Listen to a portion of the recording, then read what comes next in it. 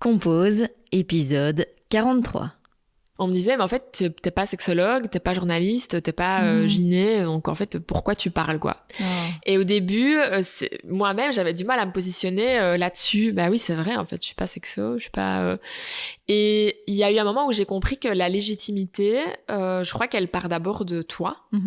Et que à un moment donné, bah non. Et d'ailleurs, dans le livre, je l'ai mis, non, je suis pas sexologue, je suis pas journaliste et je suis pas gyné. Et en fait, à aucun moment, j'ai dit que je l'étais ou je parle en tant que telle. Mais par contre, je suis une femme, déjà. Je suis une citoyenne de cette société aussi. Et je suis féministe. Et je suis passionnée par ces sujets. Et là, bah, depuis aujourd'hui 3 ans, quotidiennement, je m'informe sur ces sujets, je lis énormément, je baigne dans ce milieu. Donc voilà, aujourd'hui avec 3 ans de recul, c'est différent. Là, et avec 6 mois puis 1 an, c'était différent aussi. Mais il y a eu vraiment ce moment où j'ai compris qu'en fait la légitimité, elle venait de moi et que finalement tant que tu ne prétends pas être quelqu'un que tu n'es pas, et je n'ai jamais prétendu être sexologue ou quoi que ce soit, en fait, il y a pas de mal à dire des choses. Cette semaine, j'ai la joie de recevoir Sarah Martin-Garcia, que tu connais peut-être sous le nom de Sarah de Nicole. Sarah, c'est la créatrice de Nicole, le média qui déconstruit le cul et repense le love. Ensemble, on a parlé de Nicole, qui était à l'origine un projet de cours, de son engagement féministe, de l'effervescence des 2 ans qui ont suivi le lancement officiel, de légitimité, du fait de grandir avec des parents indépendants, d'être une femme et de parler de cul sur les réseaux sociaux, de se rémunérer quand on propose du contenu gratuit, de salariat. Je vous souhaite une très belle écoute. Merci Sarah d'être avec moi aujourd'hui sur Compose. Je suis ravie, merci de me recevoir. Tu es donc la créatrice de Nicole. Avant qu'on commence, en fait, je propose que tu expliques d'abord ce qu'est Nicole. Alors, Nicole, c'est quoi? Nicole, c'est qui? J'aime bien parler de Nicole comme ta copine qui déconstruit le love et repense le cul, ou l'inverse. Ça fonctionne dans les 2 sens. Mais concrètement, Nicole, c'est quoi? C'est d'abord un blog avec donc des articles qui parlent sexualité, corps, plaisir féminin, dating, amour, relations amoureuses. C'est une page Instagram aussi, pareil, avec des posts qui traitent ces mêmes sujets. Cul et love, on est toujours dans les mêmes axes. C'est aussi des événements, des talks, donc les causeries. Une fois tous les 2 mois à peu près, on aborde des sujets avec des intervenants ou des intervenantes.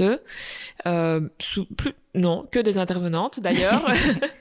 Pareil, des sujets liés à la sexualité ou à l'amour. On a fait l'endométriose, mais aussi les relations toxiques ou les comptes féministes justement sur Instagram.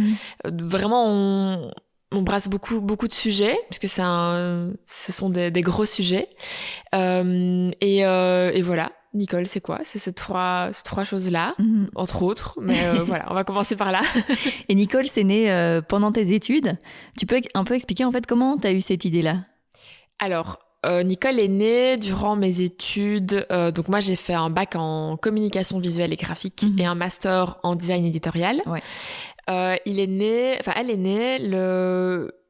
pendant mon premier master, puisqu'on devait déjà travailler sur la rédaction du mémoire pour 2e master et donc du jury de fin d'année. En école d'art, on avait vraiment la partie théorique du mémoire, donc la brique, voilà, et puis la partie créative, traiter la problématique graphiquement, pour reprendre les mots. Et donc déjà en premier master, on travaillait sur le sujet. C'est un sujet qui allait nous occuper pendant plus d'1 an, donc fallait pas se louper sur le choix. Fallait bien choisir, oui. Voilà. Et moi, j'étais en Erasmus quand il fallait rendre les sujets, donc j'étais un peu déconnectée des cours, etc.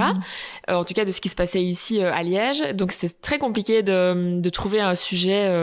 En plus, on est vraiment sur un sujet qui pouvait être super large parce qu'on peut tout traiter graphiquement finalement. Et j'ai choisi un sujet qui était au cœur de mes préoccupations, on va dire, à ce moment-là. Je remarquais qu'autour de moi, il y avait des réflexions liées à la sexualité, aux filles, aux relations hommes-femmes, etc. Et il y avait souvent des réflexions qu'aujourd'hui, je peux clairement appeler comme du sexisme ordinaire, mais à cette époque-là, j'avais j'avais pas les mots pour placer sur les actes.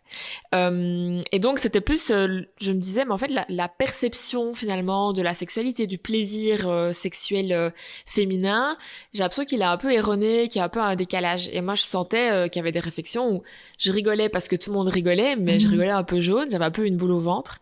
Et c'est parti vraiment de ça. Et les choses ont fait que il se trouve que la promotrice des mémoires était une féministe hyper engagée dans les plannings familiaux, etc. Excellent. Je ne savais pas du tout. Et donc, quand j'ai proposé cette thématique, elle m'a directement dit « Ok, go, on y va, super ». Donc, c'est de là qu'est partie l'idée du sujet. Et puis, il y a eu 1 an de boulot sur le sujet et 1 an durant lequel moi, je pense que c'est là où est arrivé mon éveil féministe. J'ai l'impression que c'est à ce moment-là que j'ai mis les lunettes du féminisme, parce que je me suis rendu compte que toutes ces questions-là, en fait, elles avaient un nom, c'était le féminisme. Et il y avait plein de femmes avant moi qui avaient déjà, qui se les étaient posées, ces questions. Il y avait des éléments de réponse. Et en fait, voilà, le monde du féminisme s'ouvre à moi durant cette année de dernier master. Et donc, au-delà d'un travail scolaire, c'est aussi un truc personnel qui se passe pour moi. Je mets des mots sur des choses qui me révoltent et j'arrive à mieux comprendre les choses. Et donc de là est né La Brique, le mémoire, qui était vraiment sur la perception du plaisir sexuel féminin. Et puis le travail graphique. Pour moi, c'était clair que ça allait être un objet d'édition. J'étais et je suis toujours passionnée d'édition, de l'objet papier. Et donc très vite, c'est devenu un magazine très conceptuel. C'est un truc qui était à l'école et qui pouvait pas en sortir. Oui.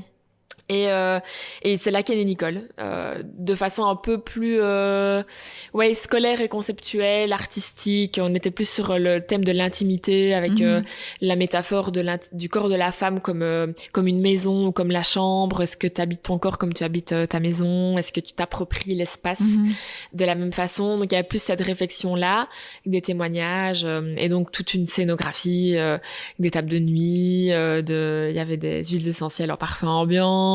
Le son, c'était des témoignages de femmes qui parlaient d'intimité. Donc il y avait vraiment une expérience un peu immersive comme ça dans la scénographie du jury de dernier master. Et comment t'as transformé ça du coup en projet de cours à un projet dans la vie réelle entre guillemets? Alors la première réflexion, ça a été à la fin du jury. Ok, c'est cool, l'école c'est fini, le jury c'est fini, et Nicole aussi, du coup, par extension, et j'en avais pas du tout envie. Et donc le jour même du jury, je me vois aller trouver un prof pour lui dire comment est-ce que je peux rendre ça réel en fait. Parce que moi j'ai toujours rêvé de travailler dans des magazines très graphiques, mais bon, en Belgique, on n'a pas vraiment ce genre de rédaction. Ouais. Je me voyais pas partir à ce moment-là de ma vie. Et donc, je me suis dit, mais en fait, pourquoi est-ce que je travaillerais pas pour mon propre magazine, finalement? Et donc, très vite, j'étais dans cette réflexion-là. Et on a beaucoup de chance à Liège, puisqu'il y a beaucoup de structures d'aide à la création d'entreprises, dont on ne parle pas assez, je trouve. Et à ce moment-là, moi, j'avais juste entendu parler du Venture Lab. Donc, je me suis dit, je vais postuler au Venture Lab et tenter de rendre Nicole réelle. Puis bon, il y a eu toute une suite de choses qui ont fait que ça n'a pas pu se faire avec le Venture Lab. C'était pas le bon timing pour moi. Il se trouve que le Venture Lab était est toujours orienté pour les étudiants entrepreneurs. Moi, j'avais un travail, directement après mes études, j'ai commencé un boulot à temps plein, donc niveau horaire, c'était compliqué. Donc, je me suis retrouvée chez Créa PME dans un premier temps, qui est pareil, une structure d'aide à la création d'entreprise. Chez Créa PME, ils proposent des formations individuelles ou en groupe. Moi, j'ai pris l'individuel parce que travail, donc du coup, j'étais en horaire décalé, j'avais les coachings le dimanche ou en soirée. Et là, c'est parti. Avec la première réflexion de OK, en fait, qu'est-ce que j'en fais? Parce que j'avais le fond, mais j'avais pas la forme. Je savais ce que je voulais dire, je savais pourquoi je le faisais, mais la forme, là, l'objet qui sortait de l'école n'était pas du tout commercialisable. Et il y a la première, c'est marrant, on parlait tout à l'heure un peu du rapport à l'argent, c'est la première fois où je me retrouve confrontée à l'argent et l'entrepreneuriat, puisque quand on parle avec ma coach à ce moment-là OK, on lance un magazine papier, Mais magazine papier dit investissement. Énormément de frais, voilà. oui. Et donc, si c'était pour commencer avec un prêt, on avait un peu calculé, il fallait entre 10 et 15 000 euros de prêt pour lancer un numéro 0. Moi, c'était impossible. Je venais d'acheter un appartement. J'étais pas dans cette optique-là. Ouais. Et je savais pas ce que ça allait donner en réalité. Et puis en plus, on sait que la presse papier, justement, est en difficulté depuis quelques années. Donc ça fait peur aussi de lancer un magazine papier, quoi. Exactement. Moi, je crois encore à l'avenir du papier, mais je crois qu'il doit fonctionner en complémentarité avec le digital, pour le coup. Et là, je me voyais pas, en fait, partir dans un projet d'une telle envergure sans savoir ce qui allait se passer ou pas. Je me donnais vraiment 3 à 5 ans pour voir ce qui allait se passer, quoi. Donc, je dis non, ça non. Donc, on se dit, ok, c'est quoi la façon de commencer avec 0 investissement financier? Alors, 0, je le mets en gros guillemets parce que je crois que c'est un peu une fausse réalité, peut-être quand on se lance dans l'entrepreneuriat. Je crois que c'est impossible d'entreprendre avec 0 euros quand même, mais on peut entreprendre à moindre frais. Donc moi, c'est ce que j'ai fait en commençant, Nicole, avec une page Facebook. Voilà, 0 euros là pour le coup. Écrire des articles sur Facebook, à l'époque, c'était encore possible. À l'époque, ça fait jamais que 3 ans, mais quand même. C'était encore possible. Je suis graphiste, donc tout ce qui était identité, charte, etc., c'était possible pour moi. J'avais pas à dépenser de l'argent là-dedans. Et donc, c'est parti comme ça. Et j'ai lancé, du coup, j'y pensais avant que t'arrives en juin 2020. Donc, on est vraiment, ça fait pile 3 ans. Ah oui, je crois que c'était d'ailleurs mi-juin, ça fait pile 3 ans. Donc, c'est assez fou. J'ai vu sur LinkedIn mon anniversaire. Ah, trop bien. Donc oui, voilà. Ça a été le premier pas, la première impulsion grâce à Créa PME qui m'a énormément aidé à structurer le projet. Et on a commencé avec la page Facebook. Et une fois que t'as lancé alors, qu'est-ce qui se passe après ? Comment ça devient en fait ce que c'est aujourd'hui, quoi, tout ce que tu disais avec les talks, avec aussi, on en parlera plus tard, mais il y a eu ton premier livre aussi, voilà, il y a eu plein de choses avec Nicole. Et comment ça a démarré ? Alors, franchement, les 2 années qui ont suivi, je sais même plus te dire vraiment la chronologie. Ça a été assez fou. D'une part, il y a eu un intérêt en fait des lecteurs et lectrices pour Nicole, des médias et de la presse aussi. Ça, oui, t'as eu beaucoup de retours médias. Oui, franchement, j'ai eu beaucoup de chance puisque très vite en fait il y a eu pas mal de retours médias, donc ça donne évidemment de la visibilité et ça donne une certaine légitimité aussi au projet. Donc voilà, tout l'un dans l'autre, tout a pris petit à petit. Et d'autre part, moi, j'étais dans un état d'esprit où, en fait, j'étais en feu, quoi. Je vibrais à fond. J'avais un feu qui m'animait. C'était, voilà. Honnêtement, aujourd'hui, je l'ai plus. Donc, je suis contente d'avoir fait tout ça à ce moment-là. J'étais tellement passionnée. J'étais à 10 000%, quoi.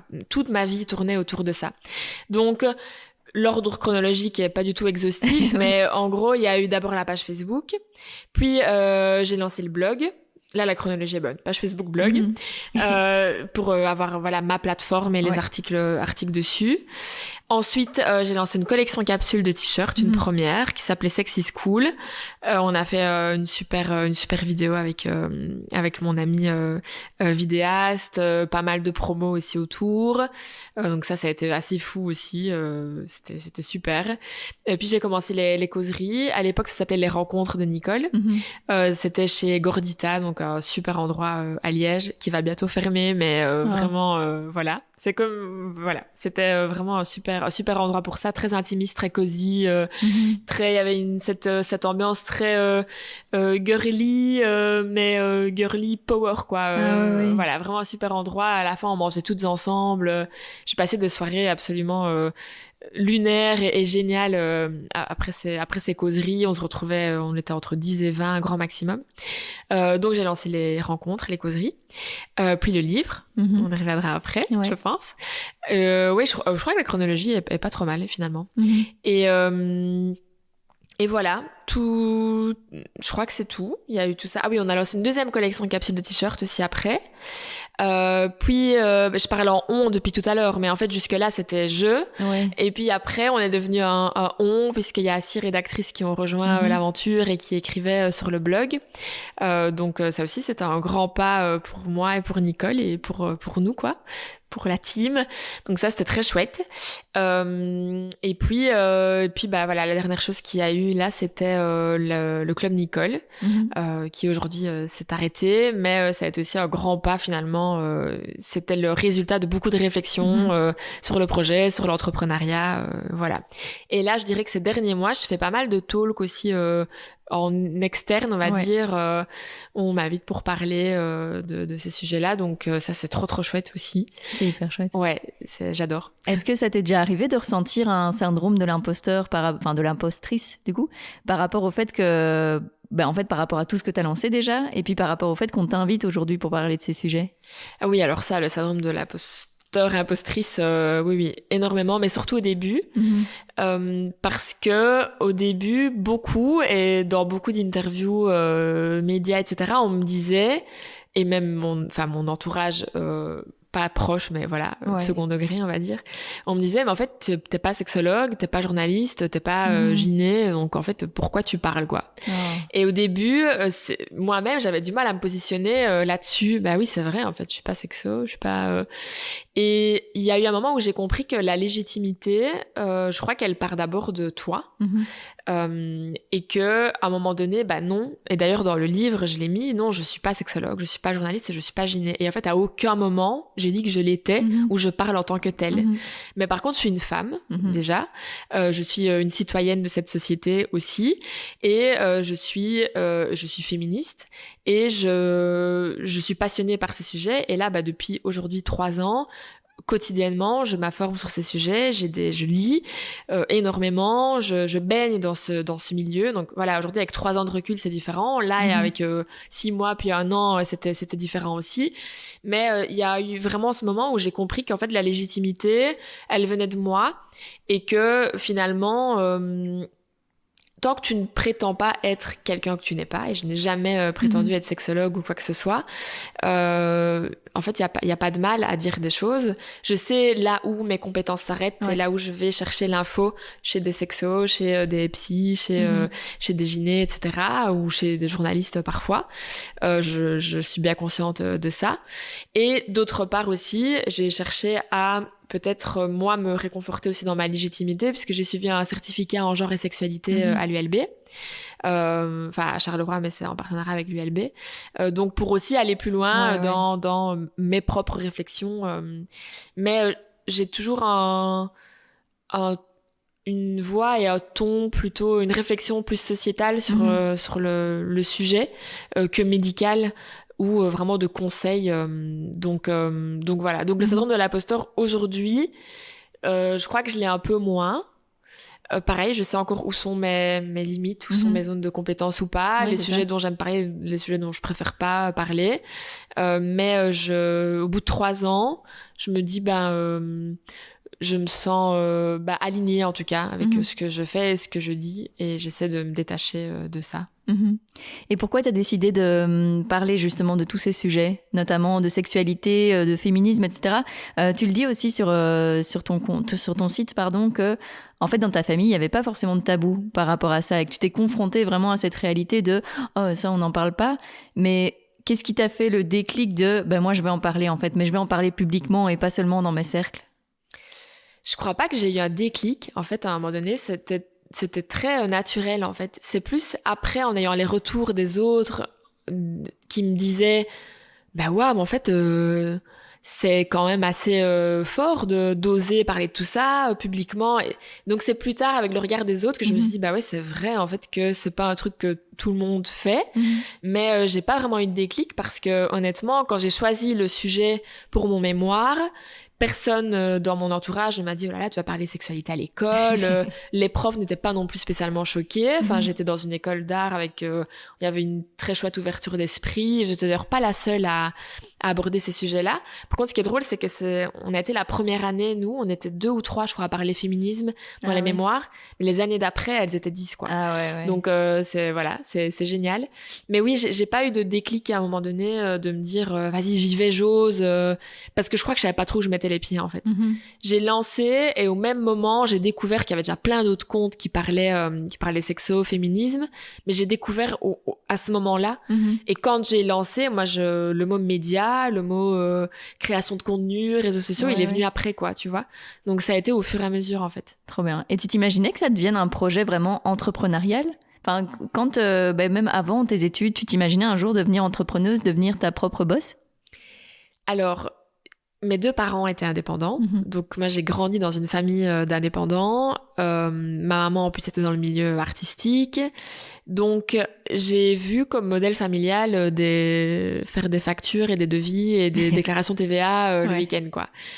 Donc, j'avais un peu l'impression que c'était ça, la normalité. J'ai jamais été confrontée au salariat, en fait. Voilà. Après, par contre, quand j'ai choisi ces études-là, donc graphiste, forcément, on vient la question aussi de bosser en freelance, d'être indépendante. Mais là, j'ai été un peu justement en opposition à ça, en me disant, en fait, moi, j'ai vu mon père et ma mère faire les papiers, s'enfermer dans le bureau le week-end.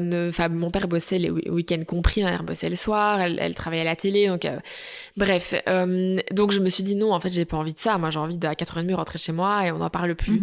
Surtout, en plus, en étant graphiste, je me disais, je sors de l'école, comment est-ce que je vais commencer ? Je n'ai pas de clients. Enfin, c'était un peu... Donc toutes mes études, j'étais dans cet esprit-là. Et puis, après mes études, j'ai bossé 1 an dans un concept store, où là, j'ai été confrontée au salariat, où c'était pas la plus chouette expérience de ma vie. Mais pour tout un tas de facteurs autres que le fait que ce soit du salariat. Et donc, quand j'ai lancé Nicole, par contre, je me suis pas dit... je vais devenir entrepreneur.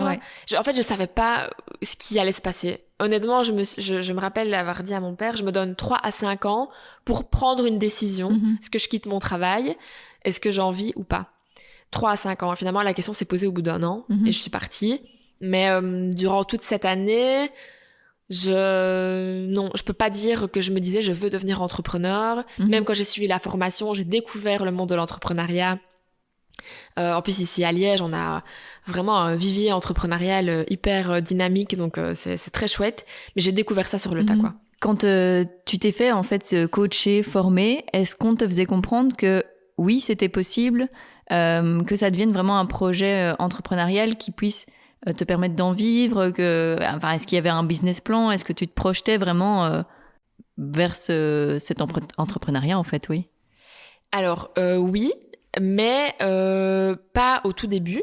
En fait, chez Crapemé, comme j'avais un travail sur le côté, la question de l'argent, elle est pas tout de suite intervenue. Et je crois que moi-même, c'était un peu une demande aussi de pas trop. On verra bien. Pour l'instant, c'est pas le sujet. Je voulais juste lancer le projet.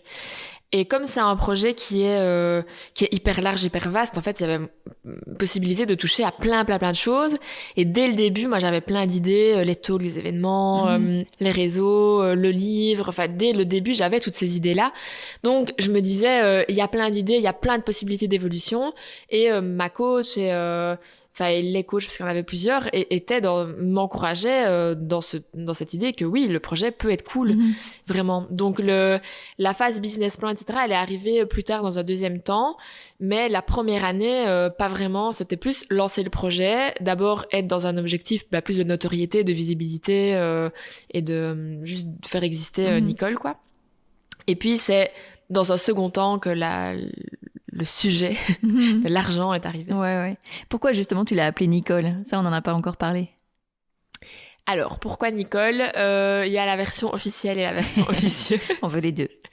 Alors, la première chose, c'était que j'avais envie de personnifier en fait l'objet. J'adorais l'idée de se dire, t'as reçu le dernier Nicole la semaine passée. J'aimais bien l'idée de personnifier l'objet. Alors, en termes de prénom, on a vraiment fait un brainstorming avec mes amis de classe et les profs. Je voulais pas tomber dans les Colette, Ginette, comme on l'entendait beaucoup. Et on est tombé sur Nicole. Je crois qu'un prof, d'ailleurs, pensait à des actrices. Il a pensé à Nicole Kidman et il a dit Nicole. Et c'est resté. Mais j'avais pas trop d'explications, du coup, pour ça. Or, quand tu défends un projet devant un jury... tu dois tout défendre jusqu'au choix du papier. Donc, c'est vraiment... je me suis dit, tant pis, j'ai pas d'explication, je vais pas en inventer une. Le jour du jury, je suis dans ma petite pièce, j'attends les jurys. Et là, j'ai ma promotrice de mémoire qui vient pour voir finalement le résultat final. Et elle me pose la même question, et je lui raconte cette histoire un peu naze. Et là, elle me dit, écoute, c'est fou parce que en fait, si on décortique un petit peu le prénom, Le suffixe col, ça vient du latin colere, qui veut dire habiter, être dans son intimité. Et on dit d'un animal qu'il est nidicole quand il reste dans son nid. Et moi, le projet, à ce moment-là, était vachement orienté sur le thème de l'intimité, d'être chez soi. Et donc, en fait, c'était juste parfait. Ah ouais. La signification était juste folle. Donc, je l'ai ressorti évidemment 2 minutes après au jury, mais c'était hasard vraiment le plus pur, quoi. Excellent. Et puis toi, t'es rapidement devenue Sarah de Nicole. D'ailleurs, parfois on t'appelle Nicole et toi tu te retournes. Comment c'est né en fait ça? Alors au départ, moi le compte Instagram s'appelait Nicole, Nicole le magazine, et j'avais mon compte Sarah. D'ailleurs, ça a été vraiment, il m'a fallu, honnêtement, 2 ans pour saisir l'identité finalement. Quand t'as un projet qui a un prénom, ouais.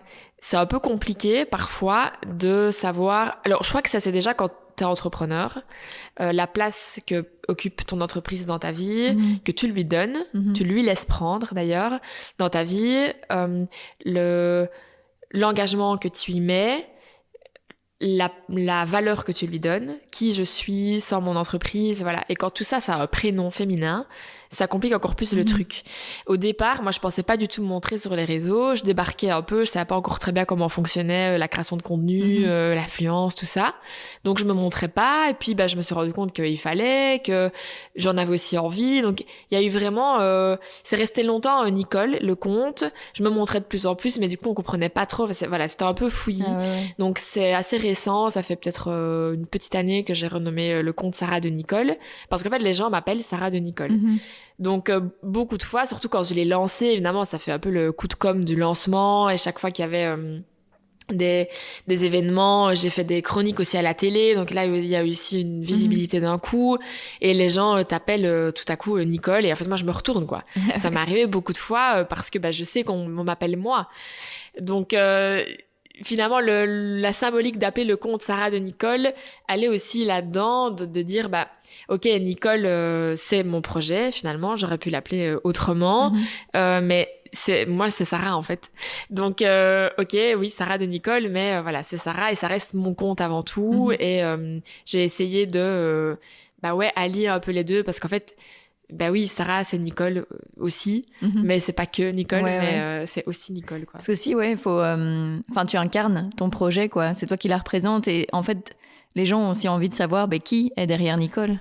Exactement, et c'est parfois le piège des réseaux sociaux, où quand on lance un média sur les réseaux sociaux, on a un peu envie de pas vraiment l'incarner, mais c'est plus compliqué quand on a un compte qui est pas humanisé, ça reste très froid. Et moi j'avais beaucoup de retours de ça, que le compte était un peu froid et du coup le message passe moins bien.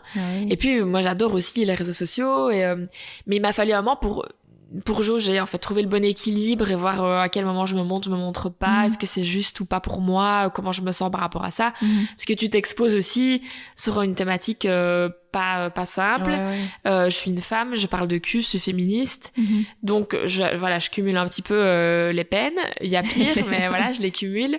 Donc ça a aussi été la réflexion, mais franchement, petite crise identitaire quand même avec ce nom. Et justement, t'as déjà eu des retours négatifs par rapport au fait que t'es une femme, que tu parles de cul et que tu te montres sur les réseaux sociaux? Alors j'en ai eu, mais je vais dire une phrase horrible, mais je m'estime heureuse comparée à d'autres. Je devrais pas du tout avoir à dire ce genre de phrase, mais c'est la réalité.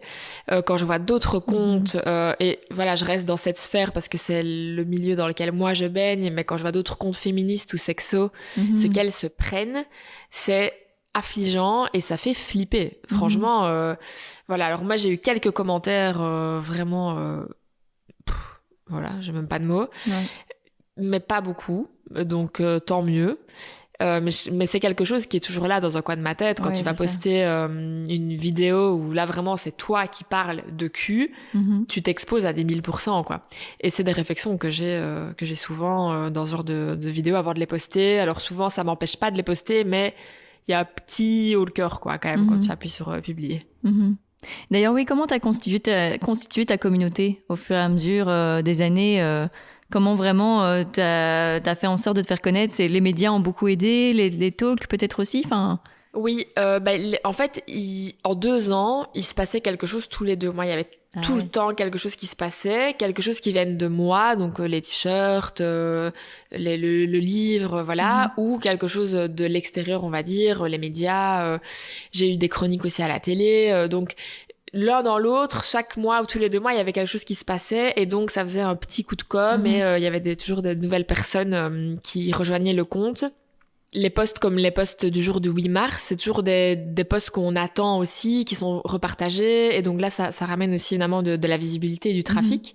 Donc ça a été petit à petit, honnêtement. Il n'y a pas eu un gros buzz d'un coup. Ça a été petit à petit au fur et à mesure. Et on a une petite communauté, mais très très chouette communauté qui est hyper engagée. Et je crois que c'est le plus important. Et pour ça, c'est par rapport à son engagement qu'un jour tu t'es dit, est-ce qu'on ferait pas un club Nicole avec du contenu un peu plus exclusif aussi pour ces personnes ? Alors le club Nicole, il est né de plusieurs réflexions. La première, évidemment, c'est la réflexion de l'argent, puisque en fait, je me retrouvais à travailler 7 jours sur 7, 24 heures sur 24, gratuitement. Oui, il y avait les talks, etc. Mais le fait de la création de contenu sur le blog et sur les réseaux sociaux était gratuite.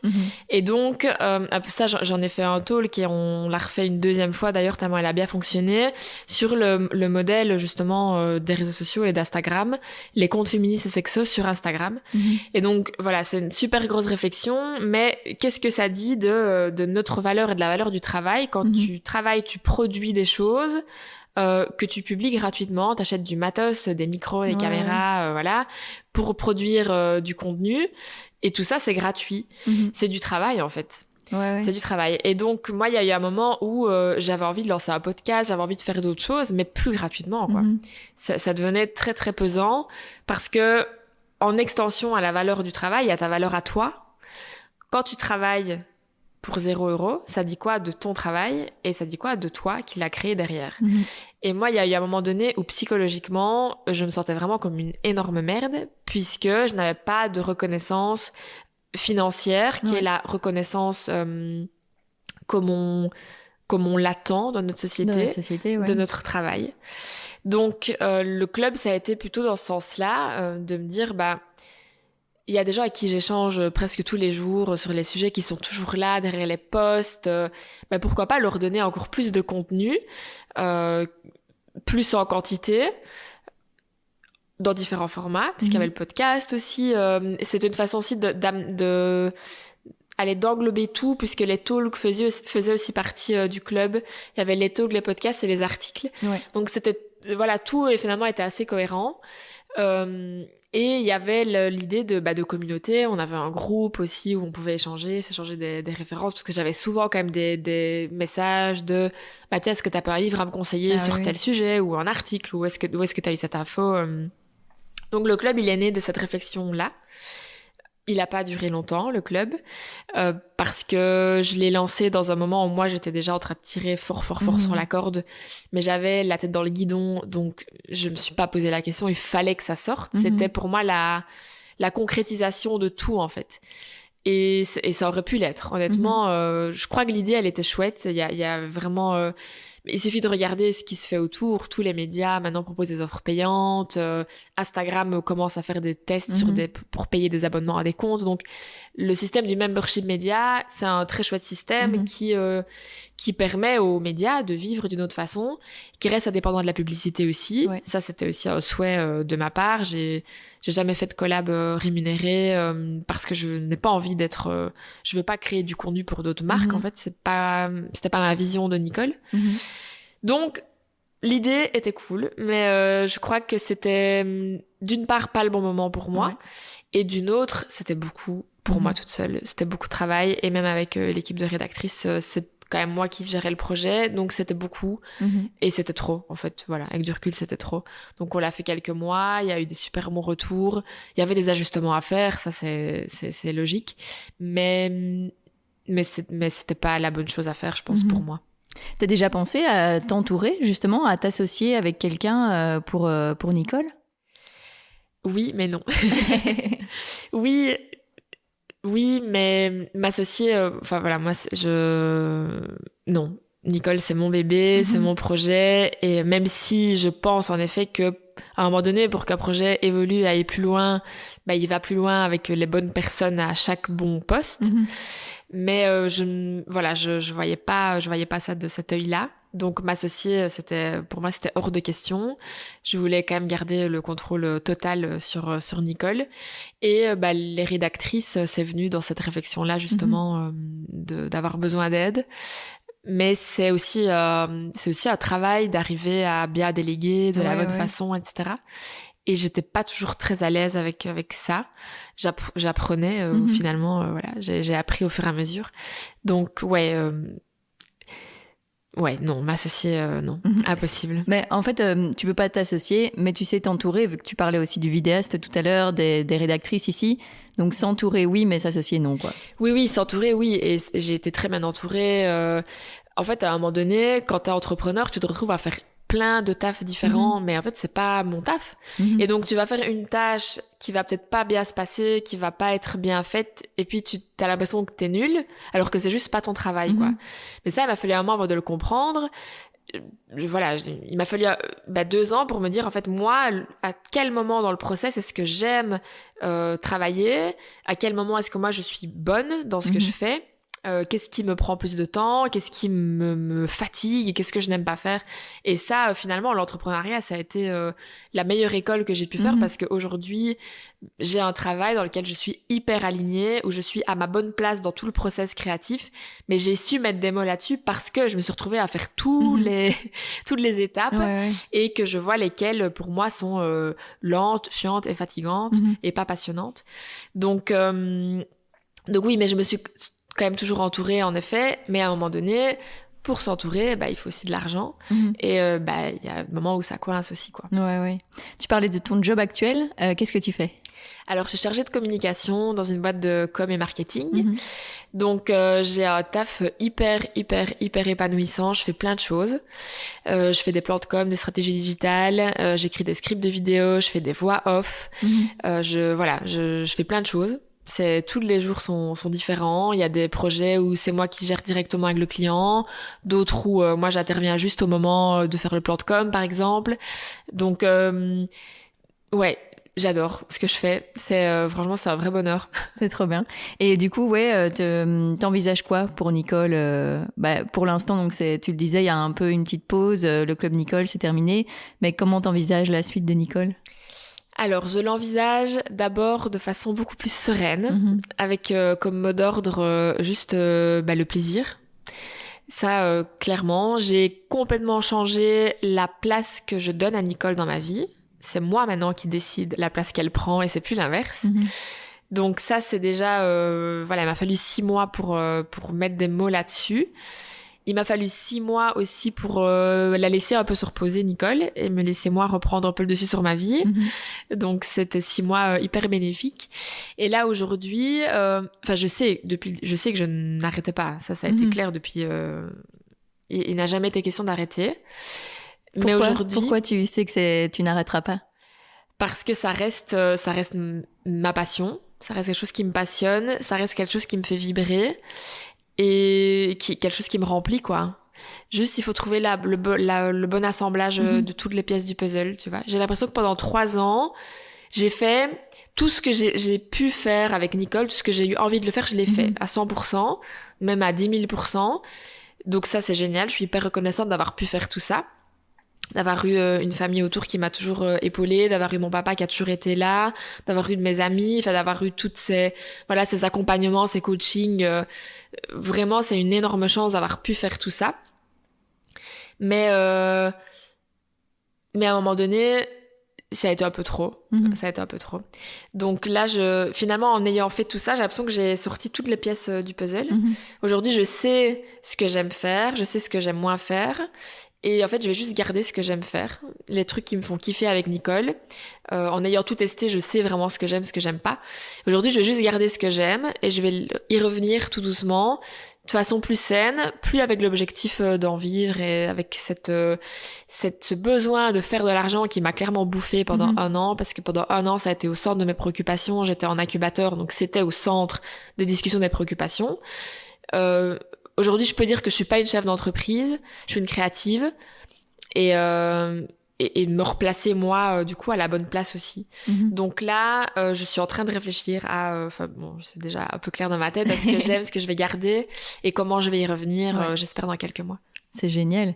Et oui, tu disais, il y a eu beaucoup de choses avec Nicole, notamment ce livre qu'on a déjà cité, Dîner avec Nicole. Tu l'as dit tout à l'heure, tu es une grande fan du papier, du format vraiment papier. Déjà, comment ça arrivé, ce livre, et qu'est-ce que tu as ressenti en fait quand il était là ? Alors le livre, c'est depuis le premier jour, je sais que ça sera à un moment donné un livre. Ça c'est sûr. Et ça a été vraiment à un moment donné, je me rappelle quand j'ai décidé de passer le pas, c'était le lendemain d'une rupture horrible. J'étais au travail, j'étais au bout de ma vie et ça faisait peut-être quelques semaines que avec Nicole c'était un peu plat, il se passait pas grand-chose quoi. Et moi je suis bélier. Alors, je crois un petit peu à tous ces trucs-là. Et du coup, avec moi, c'est très noir ou très blanc. Ah oui. Donc, quand il se passe rien, la neutralité m'emmerde, en fait. Donc là, je me suis dit, OK, je viens de me faire larguer. Il faut qu'il se passe un truc, quoi. Il faut qu'il se passe un truc. Donc là, il y avait déjà eu les t-shirts, il y avait déjà eu le blog. OK, en fait, c'est le moment du livre. Go. Et donc là, j'ai envoyé un message le jour même, entre 2 larmes, à une ancienne prof de mon école qui était éditrice, en lui disant, voilà, j'ai cette idée, mais je sais pas du tout comment m'y prendre, est-ce qu'on peut se fixer un call? Et je parlais tout à l'heure d'être entourée, là, j'ai encore eu la chance d'être super bien entourée, avec cette ancienne prof qui est devenue une amie, qui m'a aidée durant tout le long du processus. Trop bien. Et donc, le bouquin est né, en quelques mois. Il y a eu d'abord un crowdfunding. Enfin non, d'abord il y a eu toute la réflexion sur le livre parce que le crowdfunding c'était vraiment pour... il fallait déjà présenter le projet, presque concrétisé, quoi. Le crowdfunding servait juste à la pression. Donc il y a eu beaucoup de mois de boulot avec un photographe, donc Fabio, qui est le compagnon de ma cousine. On a travaillé... on se faisait des séances toutes les semaines, mais c'était des journées vraiment d'abord de discussion parce qu'il a fallu conceptualiser chaque article, puisque donc le bouquin reprend tous les articles de Nicole de la première année. Ouais. Donc on a conceptualisé chaque article pour avoir des photos vraiment originales et exclusives par rapport aux articles. Puis on a fait le shooting, donc énormément de matos. On a réussi à tout shooter presque dans mon appartement. Excellent. C'était assez... vraiment, on a eu des scènes lunaires, des morceaux de viande dans mon évier de salle de bain. C'était assez drôle. Et puis il y a eu le crowdfunding et puis toute la mise en page que j'ai faite toute seule. Toute la mise en page, et puis le crowdfunding a été réussi, et puis on a eu la pression, on a fait une soirée de lancement pour le bouquin, que j'ai organisé aussi toute seule. Wow. Donc ça a été très très très intense, tout le travail derrière le livre, ça a été très intense, très très intense. Et qu'est-ce que t'as ressenti quand t'as eu l'objet entre les mains? Genre, je réalisais pas. Honnêtement, ça a été tellement... la soirée de lancement a été tellement pleine d'émotions. En plus, tous mes proches, etc., c'était assez fou. Et puis, je l'ai vu dans les librairies. Je me rendais vraiment pas compte. Je me rendais pas compte. D'ailleurs, j'ai mis... Honnêtement, 1 an avant de l'ouvrir, j'avais tellement peur de voir qu'il y ait une faute ou quoi dedans. Donc j'en avais dans ma bibliothèque, mais je ne voulais même pas l'ouvrir et je ne l'ai même pas lu après. Voilà, c'est passé, je veux plus savoir, je veux plus me dire j'aurais pu faire ça mieux. Oui, évidemment que si je le refais aujourd'hui, je le fais différemment.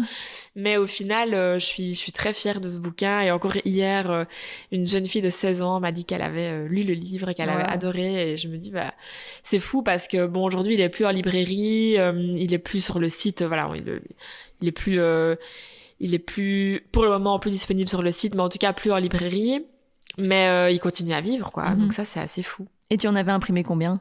J'en avais imprimé 1000. Ouais, c'est pas mal. Ouais. Il m'en reste un. Mais voilà, petit à petit, je crois qu'il est toujours là et ça reste toujours une belle fierté quand même. Et il s'appelle 1, tremper le biscuit. Ça veut dire qu'il y aura un 2? Je sais pas. Franchement, je sais pas. Sur le moment, oui, je voulais, parce que finalement, reprendre les articles de la première année dans un bouquin, c'est quelque chose qui est facilement déclinable avec l'année 2, l'année 3. Donc, le concept, il est là. En plus, il y a vraiment la grosse métaphore du dîner qui est aussi déclinable à souhait. Donc, je crois que, à nouveau, je reprends la métaphore du puzzle. Tous les éléments sont là. Mais pour l'instant, c'est pas dans les projets, pour l'instant. mais je ne le mets pas sur le côté non plus. Honnêtement, pour l'instant, j'aime bien me laisser la possibilité de ne pas savoir, de pas avoir de réponse à plein de choses. Après 2 ans dans l'entrepreneuriat où t'es obligé d'avoir des réponses claires, nettes et précises à plein de choses. Aujourd'hui, je me permets de pas avoir toutes les réponses, de garder des incertitudes et du flou dans certains aspects. Et c'est OK, en fait. Et même si cette période a été compliquée et difficile, t'as l'impression que elle était, entre guillemets, nécessaire pour apprendre à mieux te connaître, en fait. Tout ce que tu racontes là maintenant, ça montre que tu te connais beaucoup mieux toi-même. Tu te dis que finalement, c'est bien d'être passé par tout ça? Oui, 100%. 100% à refaire, je refais tout pareil, honnêtement. On m'a posé la question d'ailleurs, et je me suis dit, oui, je crois que j'aurais plutôt peut-être délégué certaines choses à différents moments, et au final... Oui, il y a toujours moyen de mieux faire, bien entendu, mais en fait non. À refaire, je refais tout pareil, j'ai aucun regret parce que chaque chose que j'ai fait, tout a à un moment donné pris un sens ou m'a appris quelque chose, m'a amené quelque chose, donc ouais. Et j'ai oublié ta question avec ça. Je ne sais plus comment je te l'ai posé. Attends, oui, si, voilà. Que c'était nécessaire. Ont été nécessaires. Ouais. Et oui, clairement, parce que je crois que quand on commence un projet entrepreneurial, il y a la poursuite d'un grand rêve. Et moi, il y a 3 ans qui sont passés. En 3 ans, j'ai pas pris beaucoup de temps pour m'asseoir et me dire, OK, en fait, c'est quoi mon rêve là? C'est quoi ma vision à moyen et long terme? T'es beaucoup dans le court terme, finalement, quand t'es tout seul sur un projet. Toute seule, pour le coup. Et là, ça a été, ça a commencé en août 2022, tout ça, où j'étais en vacances et je me suis dit, en vacances, oui, j'étais en vacances, mais avec mon ordi, avec mes carnets, avec mes livres, mais au soleil. Et je me suis dit, en fait, c'est quoi mon rêve? Aujourd'hui, là, en août, mon rêve, c'était plus du tout le même que quand j'ai commencé la première formation. Et je crois que c'était nécessaire de se reposer ces questions-là. Des fois, c'est le moment d'agir et d'être sur du court terme, mais des fois, c'est le moment d'être dans une vision et de penser au long terme. Et donc là, je me suis rendu compte que le rêve, c'était plus le même. Et j'avais du mal à mettre des mots sur c'était quoi le rêve à ce moment-là. Je pensais que le rêve, c'était le club à ce moment-là, que c'était ça. Donc, j'ai continué comme ça. Et puis, décembre, janvier, vraiment, là, ça n'allait pas du tout. Psychologiquement, c'était horrible. Et je me suis rendu compte que le problème, c'était le travail. C'était Nicole. Et là... J'ai pris janvier pour me reposer et j'ai décidé de chercher un travail dans le salariat parce que j'avais besoin d'autre chose. Pendant 2 ans, j'avais été OK avec ce mode de vie d'entrepreneur, en fait. Mais là, je l'étais plus, ça me rendait plus heureuse. Au contraire, ça me rendait malheureuse. J'avais besoin de stabilité, j'avais besoin de reconnaissance. Et tout ça, je ne le trouvais pas plus dans Nicole. Donc, encore bien que j'ai eu ces moments-là pour agir différemment derrière, quoi. Et ce mois de janvier où tu as réussi à te mettre en pause, justement, est-ce que tu arrivais à te mettre en pause sans culpabiliser de ne pas continuer à travailler sur Nicole? Là, pour la première fois, oui, parce que j'étais épuisée, en fait. Je dormais jusqu'à 13h, alors que j'allais dormir à 10h. Là, c'est mon corps vraiment qui a dit stop. Et je crois que si j'avais continué à tirer sur la corde, ça aurait été de pire en pire. Donc là, c'était pas possible, quoi. C'était plus possible. Ça a été repos et réflexion sur qu'est-ce que je fais, qu'est-ce que je fais maintenant. Et moi, c'est des moments que j'aime bien, ces moments-là, finalement. Alors, non, j'étais pas bien, donc c'était pas cool, mais c'est des moments où t'as l'impression qu'il y a toutes les portes qui sont à nouveau ouvertes. Là, je me suis dit, je me permets de choisir vraiment ce que je veux faire. Est-ce que, limite, je recommence des études? Est-ce que je change complètement de secteur? Donc, tout se réouvrait à moi, là où pendant 2 ans et demi, j'avais été très, très fermée sur... on me parlait de salariat, je me mettais à pleurer. C'était impossible qu'on me dise « Nicole, ça ne fonctionnera pas, tu vas devoir chercher un plan B ». Il y a 6 mois, 6 mois avant janvier, j'aurais été incapable de l'entendre. Et là, pourtant, c'est moi qui ai amené cette idée, ce plan B qui aujourd'hui n'est plus du tout un plan B, c'est le plan A aujourd'hui. Donc, j'étais plus loin que la culpabilité, en fait. Je crois que j'ai tellement culpabilisé, de toute façon, de toutes les fois où j'ai fait autre chose que Nicole. Là, c'était de la survie, en fait. Et est-ce que ça t'a stressé de démarrer ce nouveau job comme ça dans le salariat et de finalement d'avoir des horaires, des personnes à qui rendre des comptes entre guillemets, enfin travailler pour quelqu'un d'autre quoi. Est-ce que ça t'a stressé au début? Non, j'ai stressé quand j'ai commencé à envoyer mes CV, parce que je me suis dit, est-ce que je vais trouver du travail en fait? Ah oui. Est-ce que quelqu'un va vouloir de moi? Est-ce que ce que j'ai fait là pendant 3 ans, c'est des compétences qui vont être valorisées à un moment donné par un employeur ou une employeur? Et ça a été hyper fort thérapeutique en fait d'écrire ma lettre de motivation et mon CV, parce que j'ai été obligée, dans un moment où je me sentais vraiment comme la pire des merdes, d'écrire toutes mes compétences, tout ce que j'avais fait, tout ce que je savais faire sur une feuille. Et j'ai adoré ce moment-là de rédaction de lettres et de CV. Ça a été vraiment thérapeutique. Et puis finalement, il y a eu ce job-ci que j'ai eu en grande partie grâce à Nicole en fait. Donc là, j'ai eu une reconnaissance d'une personne dans un milieu professionnel, voilà, d'une personne que j'admire, qui reconnaissait certaines de mes compétences. Donc là, c'était waouh. Parce qu'il y a eu un moment, en envoyant tout ça, je me suis dit, mais ici, il y a personne qui veut de moi, en fait. J'avais pas de plan C, quoi, là, à ce moment-là. Pourtant, t'as énormément de compétences parce que au fur et à mesure des années, comme ça, tout ce que tu as fait, c'est beaucoup de compétences qui sont quand même pas mal aussi recherchées dans la société actuelle, quoi, dans le milieu du travail actuel. Avant de les mettre sur papier, j'avais l'impression que j'en avais aucune de compétences. Ah ouais. Honnêtement, c'est parce que j'ai dû vraiment m'asseoir et réfléchir. J'ai un peu travaillé sur ça avec ma coach aussi à ce moment-là. Sinon, j'ai l'impression que j'allais rien mettre sur le CV, quoi. Et en fait, après, je me suis dit, si, j'ai fait pas mal de choses. Et niveau, ça donne un peu un ego boost, quoi, tu vois.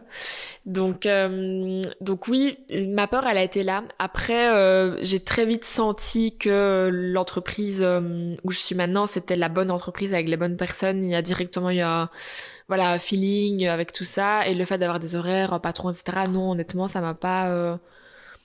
Non, ça m'a pas du tout stressée. Au contraire, j'avais besoin d'une structure dans ma vie aussi, puisque je bossais de chez moi. Toute seule, j'avais besoin d'être entourée, d'avoir une équipe autour, de bosser en équipe, de voir du monde et d'avoir une vie un peu plus structurée. À nouveau, ça m'a convenu pendant 2 ans et là ça me convenait plus, donc quand ça va pas, on change quoi. Trop bien. Et tu te laisses la possibilité de peut-être retourner dans l'entrepreneuriat à un moment si tu en ressens le besoin ou pas. En fait, tu te laisses vraiment toutes les portes ouvertes pour la suite? Là, l'entrepreneuriat, il fera toujours partie de ma vie parce que Nicole, c'est pas fini et ça va redémarrer, j'espère pour la rentrée de façon différente. Donc et ça, voilà, c'était très clair depuis le départ dans ma tête. Cette porte-là, elle a jamais été fermée. Donc voilà, et je vois les choses différemment. Je me vois évoluer aussi au travail. Donc là, là, je me vois là pour un très très long moment, ça c'est sûr. Mais l'entrepreneuriat, il est là dans ma vie et il le sera toujours. Mais là, aujourd'hui, il prend une place secondaire, quoi. Parce qu'en fait, je me suis remis, moi, à la première place quand même de ma vie. T'es fière d'avoir osé te lancer? Oui. Ouais, franchement, c'est vrai que je suis contente de l'avoir fait. Je suis très contente d'avoir osé. Et aujourd'hui, c'est quoi ton rêve? Est-ce que t'as réussi à mettre des mots dessus? Non. Franchement, non. Je sais pas c'est quoi mon rêve. Et c'est OK comme ça. Je suis très heureuse aujourd'hui dans ma vie professionnelle. Je suis hyper épanouie. Donc, j'ai l'impression que... c'est assez fou parce que ça fait 6 mois que Nicole est en pause et pourtant, il s'est passé quelque chose tous les mois pour Nicole. C'est venu tout seul. Là, dans 2 semaines, je donne un talk avec le L à Bruxelles. On m'a contacté. Il y a eu un super article dans le Flair il y a 2 mois. Pareil, on m'a contacté. En fait, je me dis, c'est comme si pendant 3 ans, j'avais un peu semé. Et là, que ça n'allait pas et qu'il y a vraiment eu une réflexion par rapport à Nicole, eh bien, c'était le moment de récolter le fruit de ce que j'avais semé durant ces 3 ans. Donc, ça me conforte dans l'idée que j'ai bien fait de le faire, que j'ai bossé pendant 3 ans. 2 ans et demi, j'ai vraiment bossé et je suis contente. Et là, je profite un petit peu de ce qui vient et on verra. Et le rêve, honnêtement, j'en sais rien. Je sais que c'est plus du tout le même qu'il y a 1 an, mais on verra. Que tout reste comme ça. Est-ce que tu te dis que Nicole a d'autant plus sa place dans notre société actuelle où on dénonce le sexisme, où on parle de féminisme, où on parle de sexualité sans tabou, où en fait il y a de plus en plus de personnes qui osent justement aborder tous ces sujets. Nicole, elle a toujours autant sa place? Ah oui, ça, clairement. Et je pense, je crois qu'on va vers un mieux et je l'espère, mais je pense pas qu'un jour on n'aura plus besoin de ce genre de discours, pardon. J'espère, mais j'y crois pas trop. Donc oui, bien sûr qu'elle a sa place. Et c'est fou parce que ici, je vais commencer dans 3 semaines un programme organisé par le Venture Lab pour les femmes entrepreneurs, qui est axé autour des objectifs de développement durable, parmi lesquels figure l'égalité des sexes. Ah oui. Et donc, d'une autre manière, Nicole retrouve une place aussi dans l'entrepreneuriat et dans ces sujets-là. De cette façon-là, parce que je m'attendais pas à participer à ce programme et finalement ça s'est mis. Et donc je me dis ça évolue, ça bouge parce que on est plein à l'ouvrir et à sortir dans les rues et voilà, et d'autres beaucoup plus que moi vraiment voilà, mais il faut que ça continue quoi. Trop bien. Je vais te poser la dernière question du podcast. Déjà ? Oui, en fait, ça fait quand même plus de 50 minutes qu'on parle déjà. Je parle trop. Non, c'est parfait. Moi, j'adore quand on parle beaucoup. Qu'est-ce que tu aimerais oser faire et que tu n'as pas encore fait ? Ça peut être dans tous les domaine privé, professionnel, comme tu veux. Qu'est-ce que j'aimerais oser faire et que je n'ai pas encore fait ? Waouh, ça c'est une... Maintenant, en fait, j'ai 2 trucs qui me viennent. Je les fais, mais pas de la bonne façon. Et en fait, c'est un peu les façons dont Nicole va revenir. J'aimerais oser... Enfin, ouais, si, bon. Bref. Si. Toujours, j'aime tellement utiliser les justes mots pour les... Je comprends. Mais il y a 2 choses, et en fait, c'est clairement les 2 choses autour desquelles Nicole va tourner quand je vais revenir. La première, ça tombe bien, mais c'est vraiment lancer un podcast. Chose que j'avais faite dans le club, mais pas de la façon la plus alignée. Donc, ça va être la première chose. Mais voilà, le lancer vraiment à 100%. Et la deuxième chose, c'est donner plus de talk. Ah oui. Vraiment, ça pour le coup, j'osais pas. C'est vrai, peut-être me positionner en chroniqueuse, conférencière, peu importe comment on appelle ça. Mais c'est arrivé à moi de plusieurs façons. Il y a le talk du L, j'ai donné un talk au Silver Square il y a quelques semaines. Et j'adore ça. J'adore. Donc ça va être les 2 choses sur lesquelles vraiment je vais oser le verbaliser. Et je crois que du coup déjà ça c'est un premier pas vers la concrétisation. Trop bien. Oui, parce que j'imagine que ça doit pas être pareil pour toi vraiment d'échanger en fait en réel quoi avec les personnes comme ça doit être encore plus enrichissant pour toi. Oui, et en fait j'adore parler. Ça c'est quelque chose que j'ai découvert vraiment avec Nicole. En cherchant le fameux why de l'entrepreneuriat, etc., j'avais du mal à trouver, mais c'est quoi mon why et pourquoi je le fais. Et grâce à une amie qui est coach d'entrepreneur, elle me l'a sorti les verres du nez. Pourquoi ? En fait, j'adore parler. Alors, j'adore écrire aussi, mais c'est pas pareil. Je préfère parler. Et donc, podcast et talk. Et c'est vrai que ce que je préfère faire avec Nicole depuis le début, c'est les talks. Vraiment, c'est ce que je préfère. Et... Donc j'adore parler et donc je vais continuer à parler. Trop bien. Merci beaucoup Sarah. Merci à toi. Merci encore Sarah d'avoir accepté mon invitation sur cet épisode. J'espère qu'il vous a plu. Alors si c'est le cas, n'hésitez pas à me le faire savoir en laissant commentaires et étoiles sur la plateforme que vous êtes en train d'utiliser et à vous abonner à Compose sur tous les réseaux sociaux. Et puis, si vous voulez m'aider à développer ce projet, n'hésitez pas à soutenir financièrement le podcast via Patreon et KissKissBankBank. Tous les liens sont dans les notes. À bientôt!